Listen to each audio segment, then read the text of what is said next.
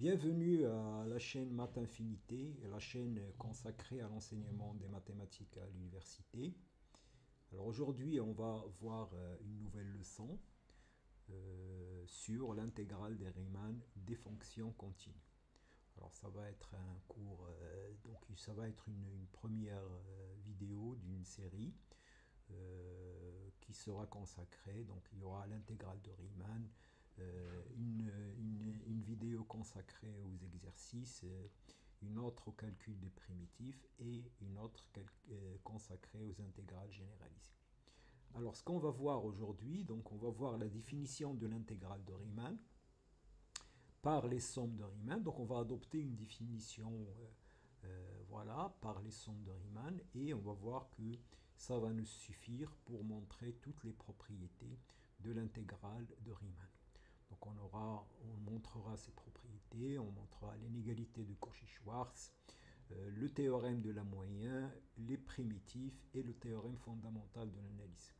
Alors comme je l'ai dit, il y aura une prochaine vidéo qui sera consacrée aux exercices sur cette leçon, donc sur les propriétés de l'intégrale de Riemann et l'inégalité de Cauchy-Schwarz, et une autre consacrée au calcul des primitifs. Alors allons-y. Voilà le problème qu'on va étudier aujourd'hui. Donc on prend une fonction continue sur un intervalle fermé borné à p, et on se pose la question, quelle est l'aire de la région, donc de cette région située entre les droites x égale à a, x égale à b et la courbe représentative. Alors dans cet exemple, on a x égale à moins 1 et b égale à 5. Et donc voilà, on s'intéresse à l'aire de cette région. Alors la réponse à ce problème a été donnée par Riemann en introduisant les sommes de Riemann. Alors donc voilà, donc si on prend notre fonction continue, alors Riemann il a défini ces sommes, donc qui s'appellent les sommes de Riemann. Alors ça consiste à faire donc p moins a sur n, la somme de k égale à 1 jusqu'à n de f de a plus k b1. Alors maintenant, bon, il faut comprendre qu'est-ce que ça veut dire ça. Donc on prend notre intervalle AB, ici, on le divise en n parties. Donc on aura ici, voilà, on divise b moins a la longueur par n, c'est ça. Donc ça va me donner, voilà, donc ça c'est a plus b moins 1 sur n, ça c'est a plus 2 b moins 1 sur n, etc. Et la quantité b moins a sur n fois f de a plus 4 b moins a sur n, si vous êtes ici à un cas, donc c'est l'aire de ce rectangle. Alors donc, et on fait la somme des aires de ces rectangles. Alors vous voyez qu'on n'obtient pas tout à fait l'aire de la région entre les axes x égale à x et b. Il y aura des petites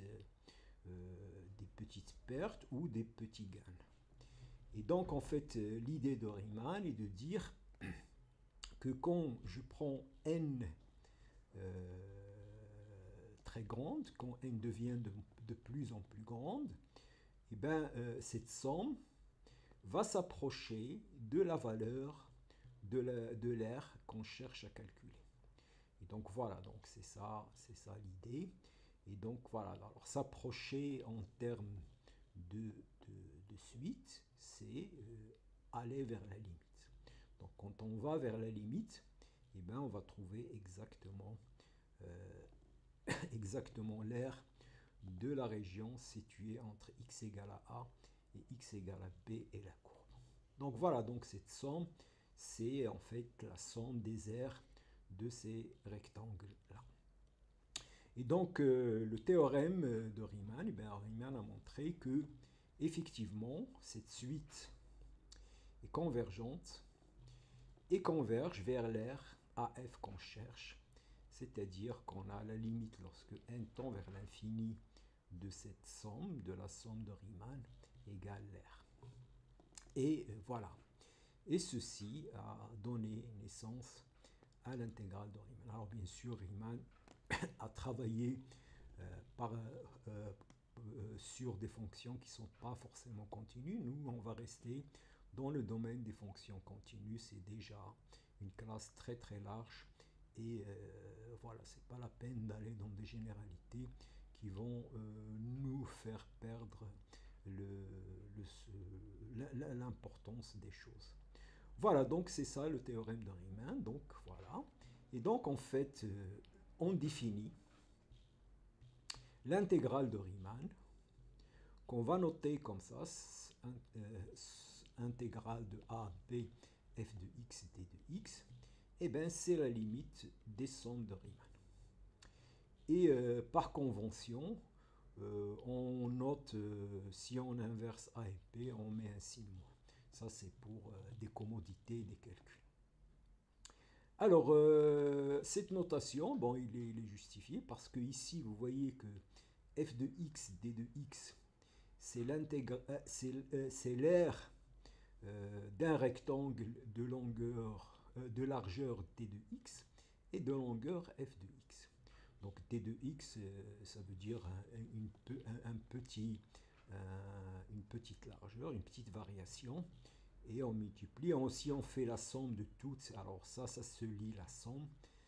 Ça se lit aussi l'intégrale de AB ou AB. Si vous faites la somme de tout ça, ben vous allez trouver là. Donc là, ça justifie la notation. Voilà, et donc, voilà la définition de l'intégrale de Riemann. Alors on adopte cette définition. Alors bien sûr, il y a d'autres approches à l'intégrale de Riemann plus sophistiquées, mais pour ce qu'on va faire aujourd'hui, ça nous suffit largement d'adopter cette définition. Donc voilà, la définition est ça. Alors allons-y, alors voyons quelques exemples. Donc si je prends une fonction constante, f de x égale à c, donc si je remplace ici donc f de a plus kb, donc ça va être égal à c, donc j'aurai la somme de k égale à 1 jusqu'à n de c, ça veut dire n fois c, donc divisé par n, ça va simplifier, donc je vais trouver c fois b moins a, et ça c'est, voilà, donc une fonction constante, et bien ça donne un triangle, et donc l'aire c'est la largeur de l'intervalle fois la valeur de la fonction.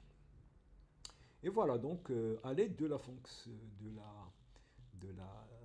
la somme de Riemann, on a calculé l'intégrale pour une fonction constante.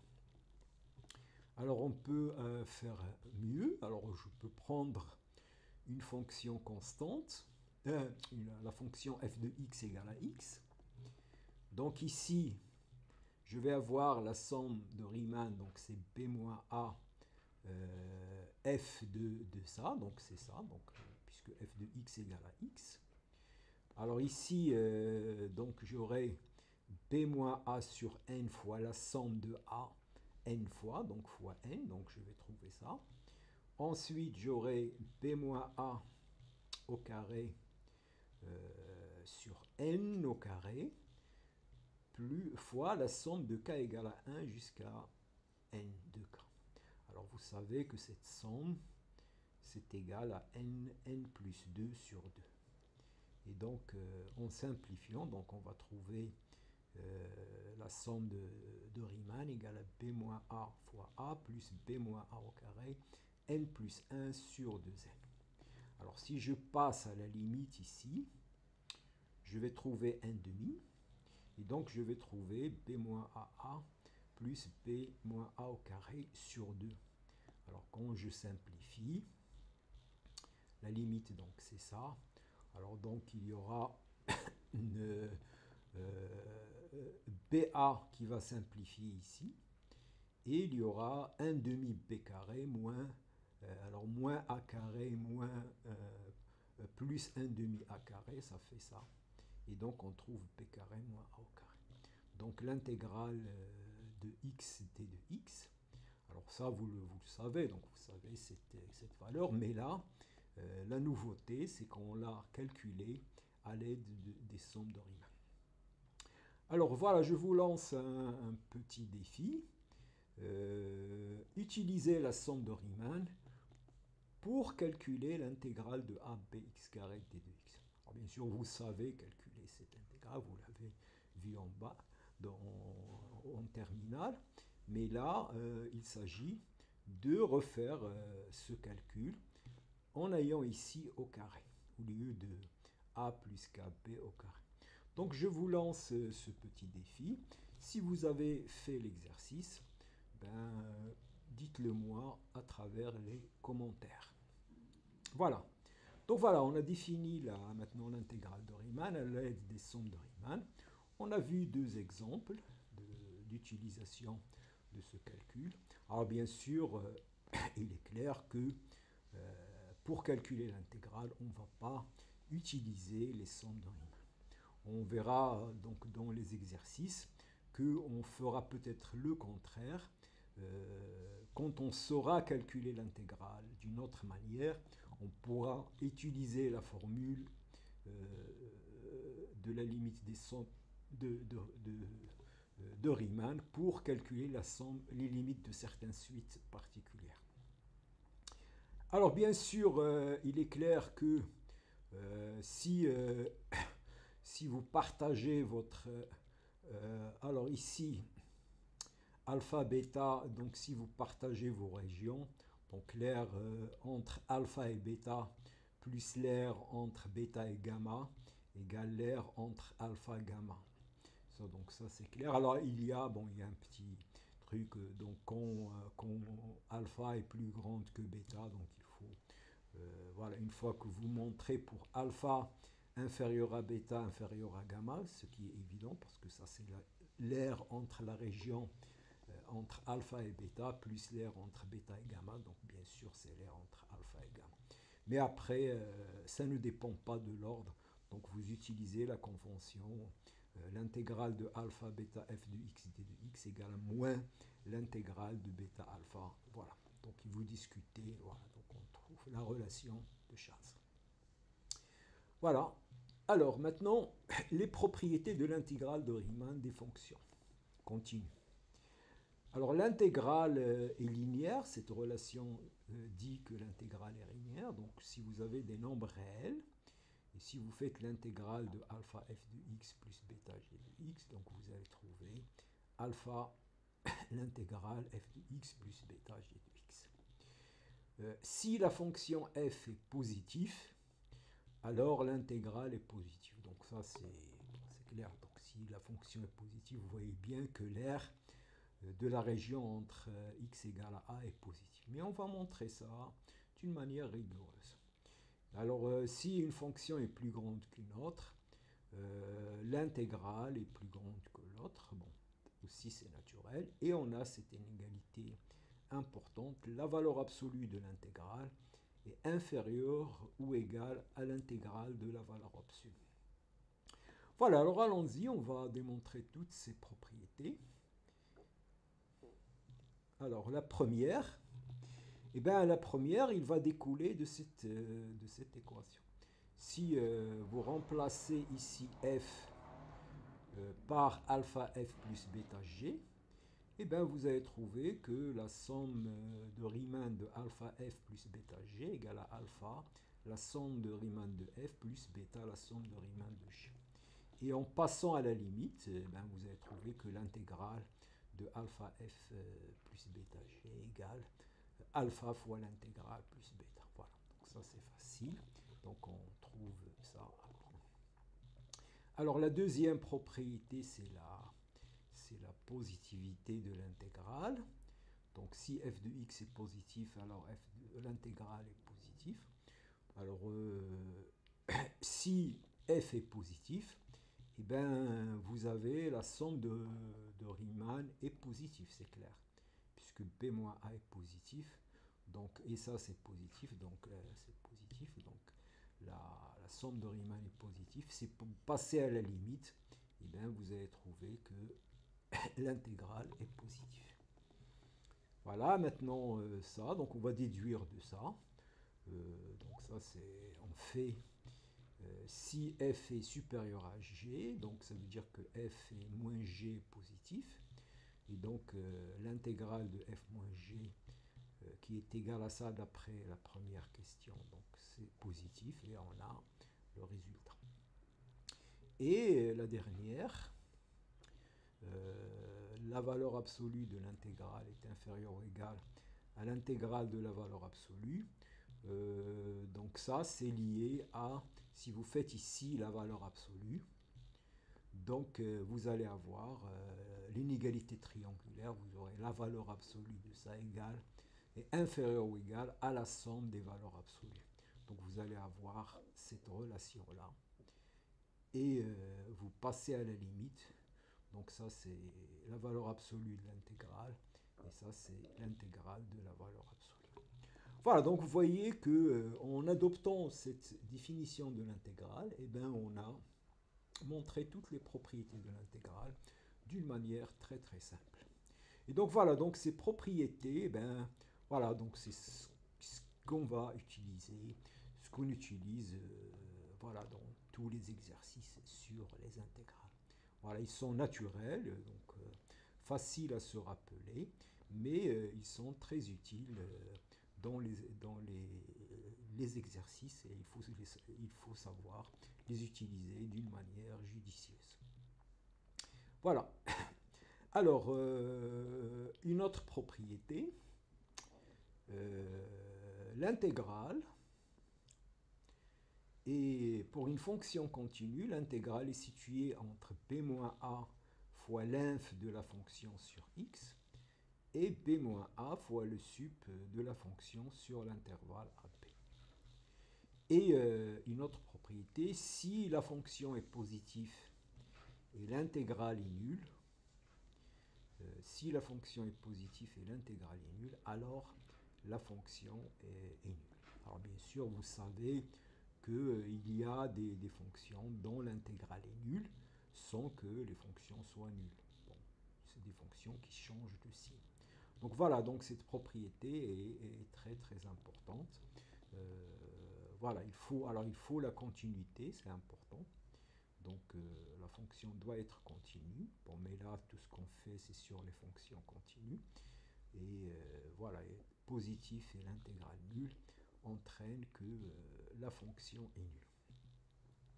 Alors la première inégalité, ben, c'est facile.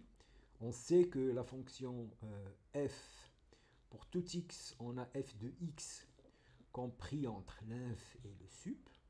Donc ça, c'est la définition de l'inf et du sup. Donc, alors je sais que l'intégrale préserve l'ordre, donc l'intégrale de ça est inférieure à l'intégrale de ça fois l'intégrale de ça, mais ça c'est une constante. Et on a vu que l'intégrale de AB d'une constante, eh bien, c'est la constante fois B moins A. Et donc on trouve la relation d'une manière très simple. Donc alors voilà, alors c'est une inégalité importante qui peut être très très utile dans la pratique et donc il faut toujours l'avoir à l'esprit. Voilà. Alors pour la deuxième, on suppose que la fonction est positive et que l'intégrale est nulle. Et on va montrer que la fonction est nulle sur tout l'intervalle AB. Alors on va raisonner par l'absurde et on va supposer qu'il y a un point où la fonction est strictement positive. Alors si vous avez une fonction positive en un point, eh bien, il va être positif sur tout un intervalle autour de ce point, à cause de la continuité. La continuité va entraîner, parce qu'une fonction continue ne peut pas aller à zéro comme ça brusquement. Donc, s'il est positif, pour aller à zéro, il lui faut parcourir une certaine distance. Il faut qu'il... voilà. Et donc, si f est continu, il va exister un petit intervalle autour de C, tel que la fonction va rester strictement positive sur tout cet intervalle. Alors, par hypothèse, on a l'intégrale de f sur tout l'intervalle est nul, mais l'intégrale de f sur AB est plus grande que l'intégrale sur A, puisque l'intervalle alpha-bêta est contenu dans l'intervalle AB. Donc l'air entre A et B est plus grand que l'air entre alpha et bêta. Donc ça c'est évident. Et donc, mais f est positif, cette intégrale est positive, et donc j'ai ça qui est situé entre 0 et,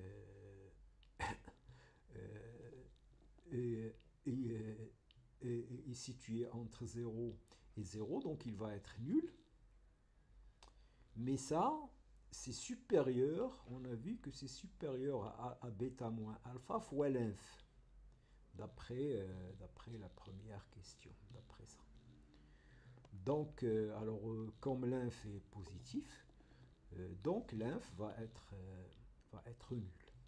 Donc l'inf de la fonction sur f de x est nul. Mais il y a un autre résultat important. Donc on a ça, donc on a l'inf. Mais la fonction est continue. Donc on sait que sur un intervalle fermé borné, les bornes, la borne supérieure et la borne inférieure sont atteints. Donc il va exister un mu dans alpha bêta tel que f de mu c'est l'inf.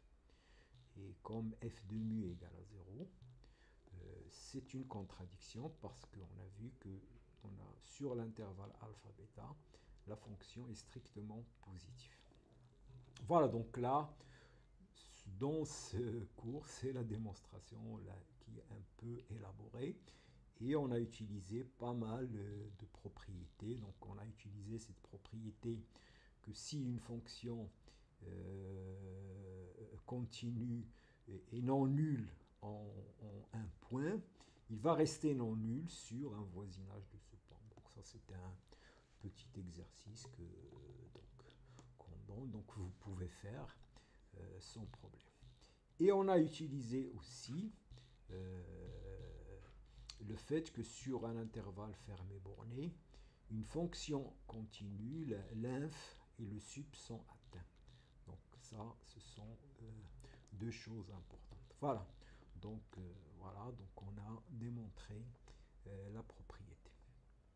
Donc voilà, donc on a maintenant notre résultat. On a cette inégalité qui est très importante. Et on a cette propriété. Si l'intégrale d'une fonction positive est nulle, la fonction est nulle. Donc ça, il faut connaître. Voilà, bon alors continuons. Alors maintenant, l'inégalité de Cauchy-Schwarz. Alors c'est une inégalité très très importante et on verra dans la série des exercices des applications spectaculaires de cette inégalité. Et il se trouve que sa démonstration est très très simple. Alors l'inégalité, il nous dit que le carré de l'intégrale du produit de deux fonctions est inférieur à l'intégrale de la fonction au carré f de x fois l'intégrale de g de x au carré. Voilà, donc cette inégalité, il est très importante. Et dans les exercices, on fera des exercices où on utilisera ces inégalités pour montrer des résultats intéressants sur les intégrales. Alors la démonstration, il est simple. Alors d'abord, si l'intégrale de AP de g de x au carré t de x est nulle, donc ça c'est une fonction positive, donc ça va nous donner g est nul.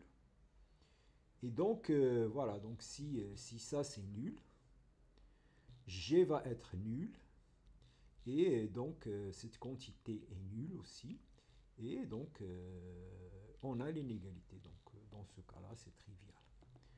Donc on va supposer que l'intégrale de g carré est différente de 0. Et on écrit la positivité de l'intégrale, c'est ça l'astuce. Donc je prends pour tout t dans R, ben je sais que cette intégrale, c'est l'intégrale d'une fonction positive, il est supérieur ou égal à 0.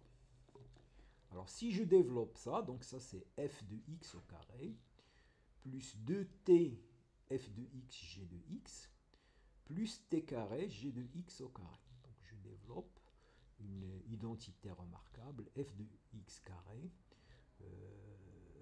plus 2t f de x g de x, et l'intégrale est linéaire. Donc je vais avoir cette inégalité. Alpha fois t, il va sortir puisque c'est une constante.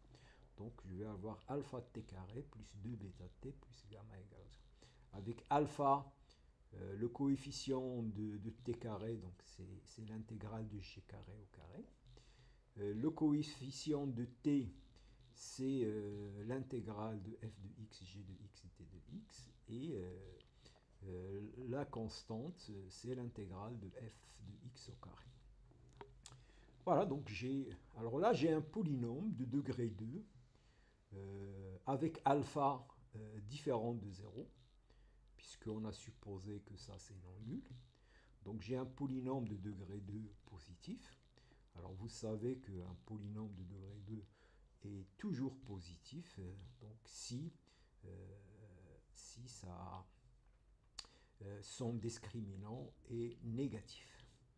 Et donc voilà, donc ça c'est positif si b carré moins ac est inférieur. Alors b carré moins ac, c'est exactement l'inégalité de Cauchy-Schwarz, puisque b carré c'est ça.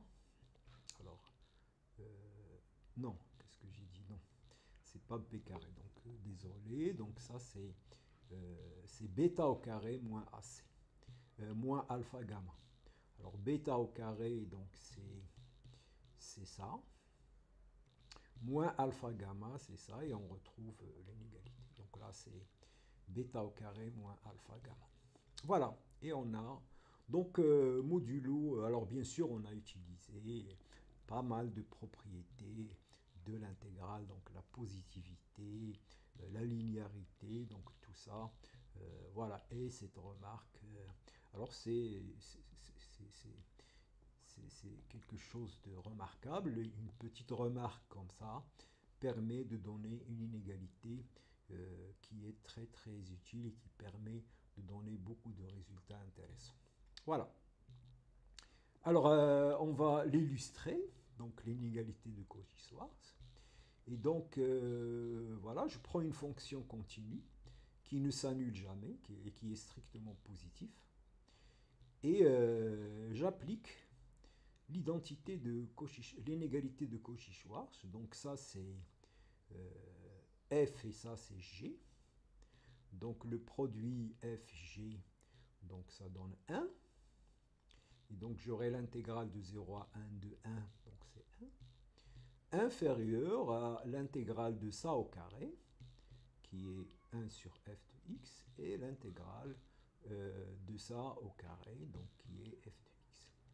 Et donc voilà, donc j'ai montré que 1 est supérieur ou égal à ça. Et donc je déduis que alors qu'est-ce que j'ai déduit? C'est pas ça. Oui, c'est ça, on déduit que ça est plus grand que 1 sur ça. Voilà, je passe ça de l'autre côté. Et c'est ce que j'ai écrit ici. Et voilà, donc vous voyez voilà, la relation entre l'intégrale de l'inverse et l'intégrale. Donc l'intégrale de l'inverse n'est pas égale à l'inverse de l'intégrale, il est inférieur ou égal. Voilà, alors, voilà, alors comme je l'ai dit, on fera d'autres exercices pour illustrer l'inégalité de Cauchy-Schwarz. Donc c'est une inégalité qu'il faut garder à l'esprit, elle est très importante et très utile.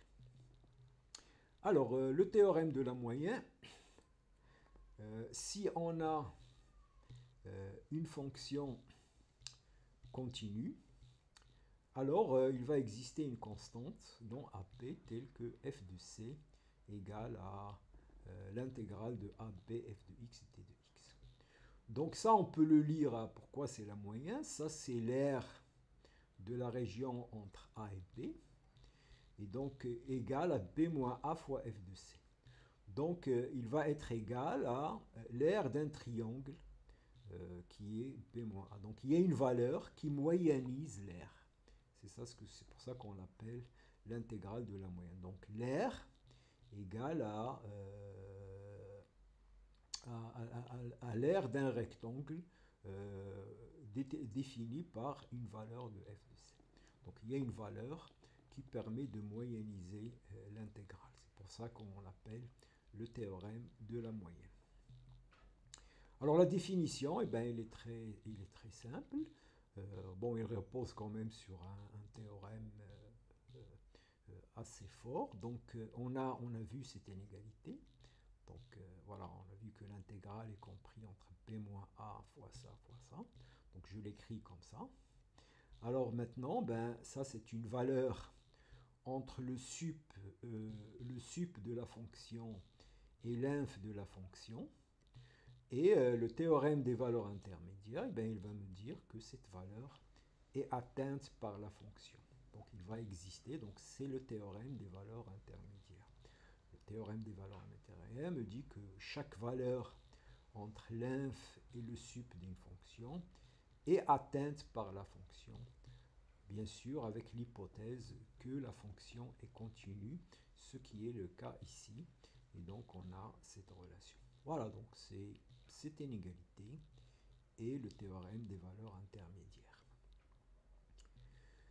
Et voilà, et on arrive presque à la fin. Donc, c'est maintenant, je définis la notion de primitif et on va donner le théorème fondamental de l'analyse. Alors, on va expliquer pourquoi il est fondamental. Donc, une primitive d'une fonction, eh ben, c'est une fonction qui, quand je la dérive, j'obtiens ma fonction. Voilà, donc c'est ça la... Donc, si vous avez une fonction, voilà, admet une primitive si, quand vous la dérivez, donc voilà. Alors, il est clair que si vous avez deux primitives d'une même fonction, la dérivée de f1 moins f2 égale à 0, puisque la dérivée de f1 c'est f, et la dérivée de f2 c'est f, donc la dérivée de la différence égale à 0. Et vous savez qu'une fonction dont la dérivée égale à 0, c'est une fonction constante. Donc voilà, donc les primitives sont définies à une constante près. Si vous connaissez une primitive, toutes les autres, vous les obtenez en ajoutant des constantes. Alors, le théorème fondamental de l'analyse, il va nous dire que cette fonction-là, si je prends une fonction continue, j'ai défini cette fonction f de x qui est l'intégrale de a x f de t, et bien c'est une primitive de f, c'est-à-dire quand je la dérive, je vais trouver f de x. En plus, alors c'est ça le résultat important, l'intégrale de, si vous avez une primitive de f, et bien l'intégrale de a b f de x t de x égale à f de b moins f de a. Et donc c'est ça. Donc vous voyez que maintenant, au départ, on a défini l'intégrale comme la limite des sommes de Riemann. Maintenant, on a un moyen plus efficace pour calculer l'intégrale, c'est-à-dire à l'aide des primitives. Donc si vous voulez calculer l'intégrale d'une fonction, eh bien, il faut trouver les primitives. C'est pour ça que la relation entre l'intégrale et les primitives voilà, se manifeste par ce théorème. Donc ce théorème est très fort parce que cette quantité, c'est un R d'une région. Et bien il se trouve que quand je dérive, il est relié à une notion qui est la notion de dérivée. Donc je dérive cette R et je vais trouver ma fonction.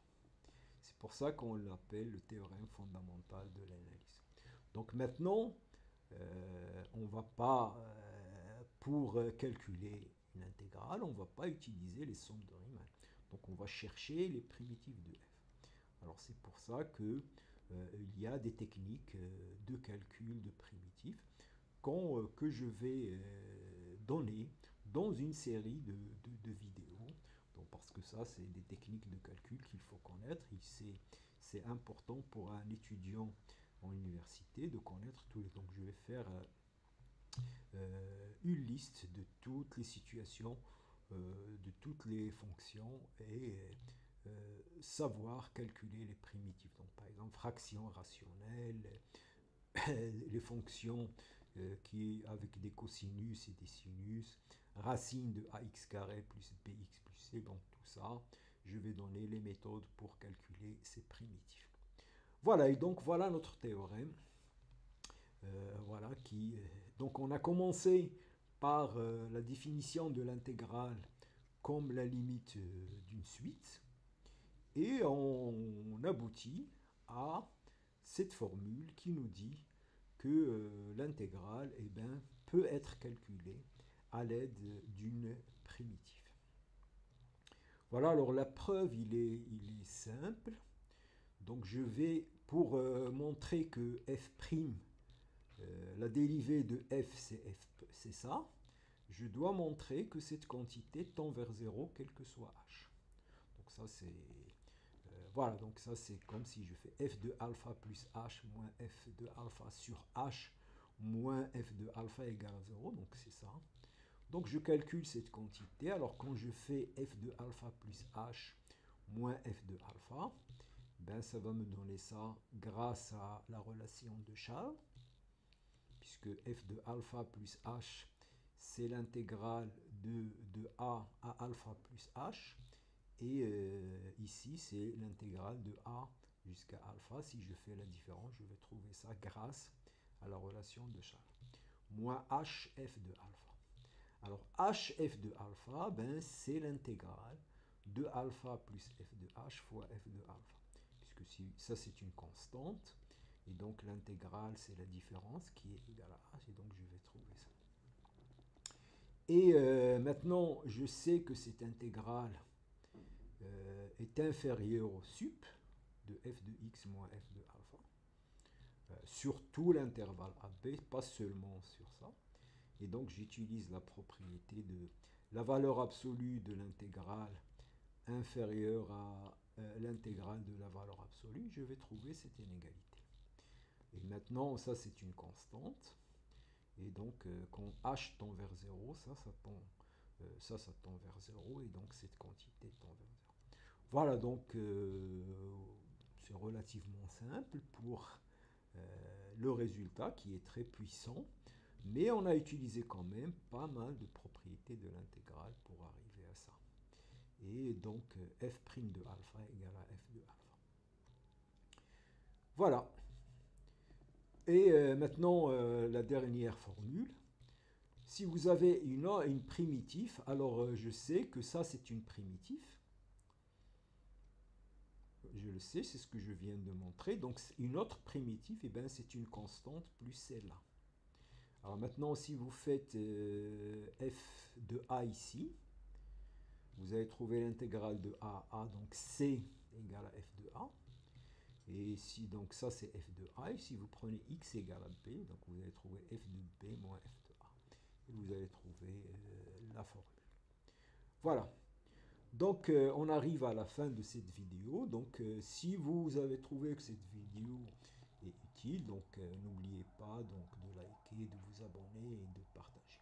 Alors aussi dans les commentaires, donc n'oubliez pas que j'ai donné un exercice tout à l'heure. J'aimerais bien savoir si vous avez réussi à faire cet exercice à travers les commentaires. Et donc bientôt, donc il y aura la vidéo avec les exercices corrigés et la série sur les calculs de primitifs. Voilà, et je vous remercie.